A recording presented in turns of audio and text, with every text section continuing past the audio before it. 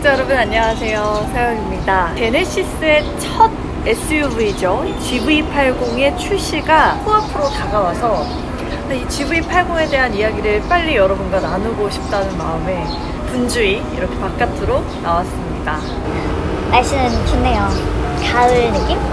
하반기에 예고된 신차들이 몇 개 있어요. BMW A 시리즈도 있고 기아의 K5도 있고, 근데 저 개인적으로는 가장 기대가 되는 모델이 바로 이 GV80입니다. 또 얼추 이제 이렇게 나올 것이다 라는 사진 같은 것들을 봤을 때 기대감을 느낄 만한 비주얼을 또 갖고 있었기 때문에 더 기대가 되는 것 같아요. 그때만큼 우려스럽고 약간 걱정되는 것도 물론 있습니다. 기대가 크면 실망도 크다고 하기 때문에 더더욱 또 그런 부분이 생기는데요. V80이 어떻게 나올지 좀 이야기 나눠보고, 가장 기대되는 이유, 그리고 조금 우려되는 이유, 이렇게 또 나눠서 이야기를 나눠보려고 합니다. 일단 이 GV80이 가장 기대되는 이유는 디자인 때문이었어요. 맨 처음에 렌더링 스케치 사진으로 공개가 됐을 때 모습을 혹시 기억하시나요? 전 처음에 딱 이걸 봤을 때 이거 스포츠카 아니야? 이랬거든요. 낮은 차체의 느낌, 측면부의 굴곡미와 뭔가 날렵한, 잘 달릴 것 같은 이 인상이 SUV 같다는 느낌은 들지 않았습니다. 그러고 나서 컨셉트카의 사진이 공개가 되었을 때 사실 좀 깜짝 놀랐습니다. 좀 더 실물에 가까울 수 있는 이 컨셉트카에서 렌더링 사진 때 봤던 그 모습을 그대로 유지하고 있는 거예요. 물론 스포츠카 느낌에서 좀 더 SUV 느낌으로 변화되기는 했어요. 하지만 이건 역시 또 사진일 뿐이었기 때문에 끝까지 의심의 끈을 놓지 않았어요. 이 모습이 또 달라질 수 있다. 뉴욕 오토쇼에서 GV80의 컨셉트카 실물이 공개가 됐는데 깜짝 놀랐습니다. 처음 든 생각은 딱 이거였어요. 뭐야? 이거 벤테이가 아니야? 전면부의 용각형의 대형 그릴이 존재감을 확실하게 드러내고요. 전면부의 헤드램프도 두 줄로 분리된 형태예요. 독특하다는 생각이 들죠. 측면부의 입체적 라인이 유려하고요. 휠도 무지 큽니다. 22인치로 존재감을 드러내고 있었어요. 물론 이게 실제 양산차에 들어갈지는 의문이었지만 실내도 물론 놀라웠습니다. 이 광활한 대시보드 라인이 쭉 뻗은 듯한 인상을 주고요. 스티어링 휠도 뭐야, 이게 국산차에 들어간 스티어링 휠이라고? 이런 생각이 들었어요. 투포크의 스티어링 휠인데 굉장히 디자인이 독특하죠. 또 14.5인치의 이 와이드 터치 스크린은 크기가 정말 압도적이었습니다. 요새 최근 나오는 최신 차량이라고 해도 12인치 즈음인 경우가 많은데 14인치가 넘다니. 하지만 여전히 마지막 의심의 끈을 놓진 않았었는데, 위장막 유출 사진을 최근에 이렇게 보면서 와우, 컨셉트카에서 봤던 그 느낌이 그대로 좀 살아나는 부분들이 많이 보였어요. 차체 바디감이라던가 전면부의 이 대형 그릴은 위장막으로 아무리 가려놔도 보이죠. 디자인을 만드는 배후에 또 이 사람에 주목해볼 필요가 있죠.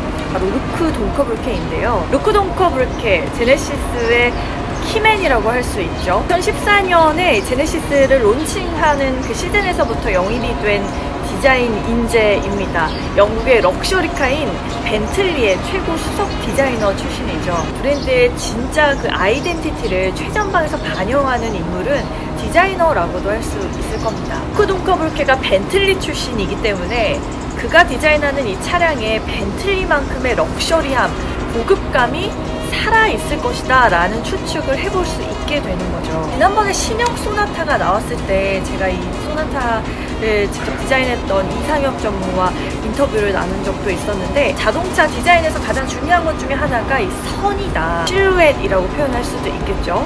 초반에 그걸 제대로 다져놓지 않으면 추후 페이스리프트를 하면서 쉽게 그 선을 바꿀 수는 아마 없을 거예요. 그래서 첫 차에 선과 실루엣에 분명히 더 많은 신경을 썼을 것이다 라는 기대감이 듭니다. 물론 실물을 봐야지 제대로 알 수 있겠지만, 지금까지 공개된 사진만 보더라도 우리의 이 기대감을 증폭시키기에 충분한 것 같다는 생각은 듭니다.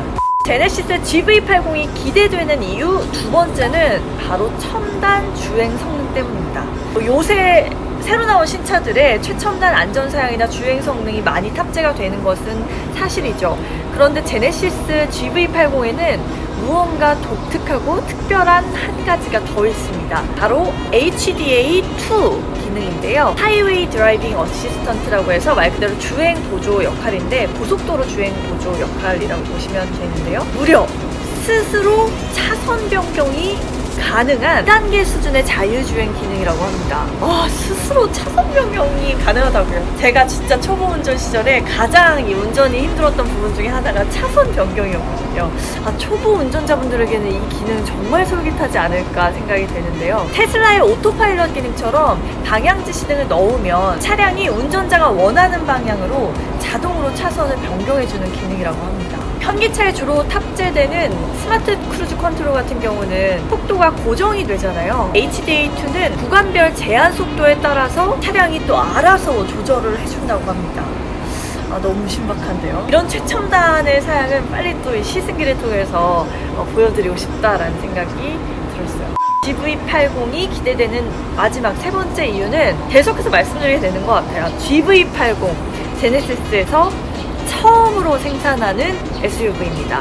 첫 차. SUV가 아예 없었던 브랜드에서 처음으로 생산하는 SUV이기 때문에 또 여러 가지 편견과 또 맞닥뜨려야 하는 부분들도 있고, 분명히 첫 라인업은 많이 공을 들이고 심혈을 기울였을 것이다 라고 추측해볼 여지가 굉장히 많아요. 첫 차를 잘 만들어야 그 브랜드의 방향성, 견고함 이런 것들을 알릴 수 있기 때문에 더더욱 고심 끝에 차량을 세팅하지 않았을까 생각이 드는 건데요. 6년 만에 풀체인지 하려던 G80이 있는데 그 출시마저 지금 내년으로 미뤘어요. 이 GV80을 만들고 내놓는데 더 주력을 하겠다는 의미죠. 차량 자체에서도 눈에 띄는 이 첫 차만의 디테일들이 있는데요. 전동 사이드 스텝이 들어가요. 도어 스텝 하부 쪽에 빌트인이 돼서 들어가는 건데요. 차량을 검사하거나 할 때 그걸 굳이 이제 탈부착할 필요 없이 전동으로 이렇게 들어갈 수 있게 되는 거죠. 후크 토어바도 순정 옵션으로 들어갑니다. 견인 고리라고도 볼 수 있는데 위급 상황 시에 실제 이 차를 견인할 때 사용되는 부분이기도 하지만 캠핑을 할 때 트레일러를 이어주는 그런 부분으로도 사용되는 것이죠. 옵션의 최고 부분 역시 순정이기 때문에 이런 순정 옵션들이 좀 더 디테일적으로 추가되는 건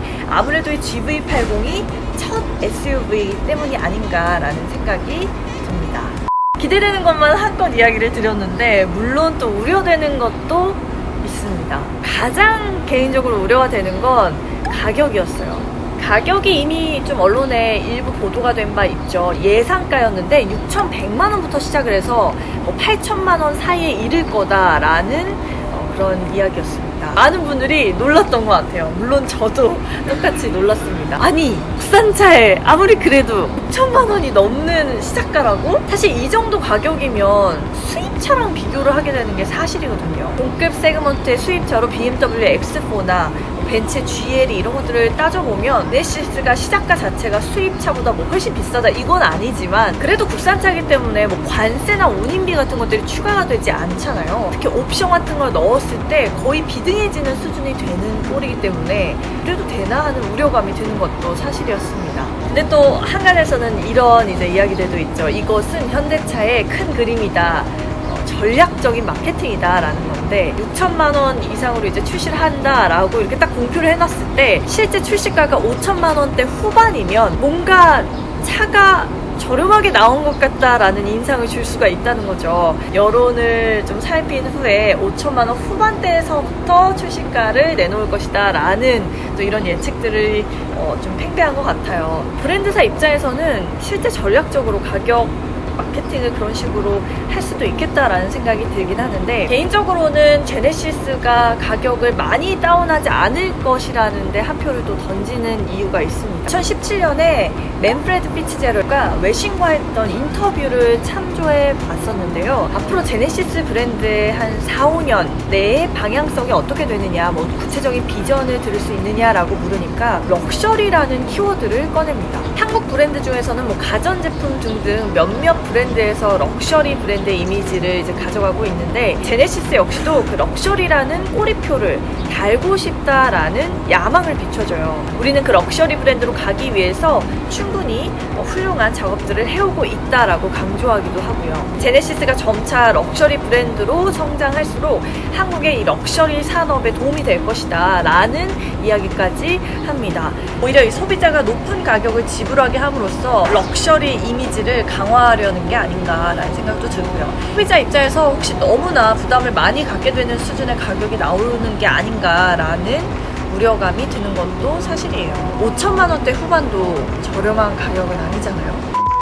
우려까지는 아니지만 좀 아쉬웠던 이유 중에 하나는 친환경 라인업에 대한 이야기가 지금 너무 나오지 않는다는 점 때문이었는데요. GV80 현재까지 알려진 엔진 라인업 크게 세 가지로 구성이 되죠. 2.5 가솔린 터보, 3.5 가솔린 터보, 그리고 3.0 직렬 6기통 디젤. 사실 이 디젤 엔진에서 직렬 6기통이 들어간다고 해서 엄청 솔깃하긴 했습니다. 직렬 6기통은 이 실린더가 일렬로 서 있는 그런 구조죠. 그래서 스스로 좀 밸런스를 조절하기 때문에 실제 차량에 탔을 때 그 주행 질감 또한 굉장히 부드럽다고 알려져 있는데요. 다 좋은데 이게 일렬로 이렇게 쭉 늘어선 그런 모양새의 길쭉한 크기이기 때문에 거기에 타이밍 벨트에 뭐 변속기까지 포함하면 사이즈가 너무 커지기 때문에 차량에 이제 쉽게 탑재가 되지 않는 경우가 많았었죠. 하지만 이 고급스러운 주행 질감 때문에 벤츠의 CLS 같은 그런 고급 대형 세단에는 또 탑재가 되는 경우가 있었는데 제네시스 역시도 이런 고급스러운 주행 질감을 넣어두기 위해서